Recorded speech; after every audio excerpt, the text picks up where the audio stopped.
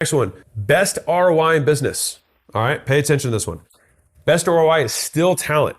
So the cost and return on talent. So let me get deep on this. You have how much does it cost you to get the talent?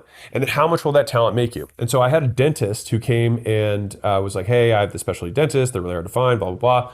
And I said, okay, well, how much does a dentist make you in gross profit per year? And at his facility, he made $700,000 in gross profit per year per special dentist. And I was like, okay, that's gross profit. I said, okay, fine. And I said, so if you just had, and I think he was doing $4 or $5 million a year in profit, something like that. And I said, okay, so what's the problem? He said, well, I can't find any of these dentists. And I said, okay, well, how much money are you spending, on recruiting or marketing? And he was like, I don't know, like $2,500. And I was like, okay, so let's hear me out. I said, if I had an investment that I said would cash flow $700,000 a year, what would you be willing to pay one time to buy into that investment? He was like, I mean, if I knew it was going to be 700 grand a year, 700. And I was like, right.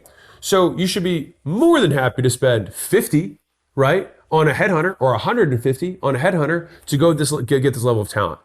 And he needed 4 to hit his next goal, which was like to double the business or something.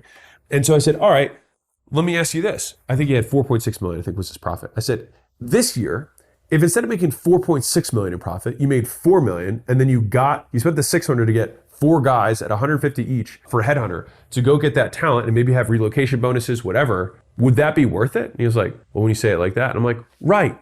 And so I still to this day believe that, especially in the age of AI, where every star employee who can use technology gets even more leverage, the return on talent is even better than it's ever been.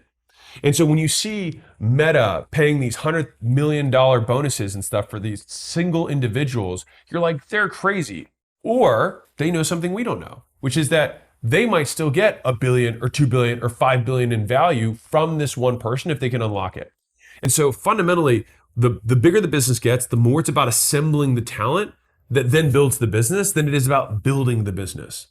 And your rate of business growth will be limited by your ability to learn, because no one will come work for you who is better than you. And so excellence attracts excellence. And so if you want more A players, you need to become an even deeper A player. Because at the most simple level, if you had the 5 best teammates in the entire world, you would have one of the most valuable businesses in the entire world. The problem is that you're not the best in the world, and so they don't want to work for you, which means, as always, we are the problem. We are the limiter to the business.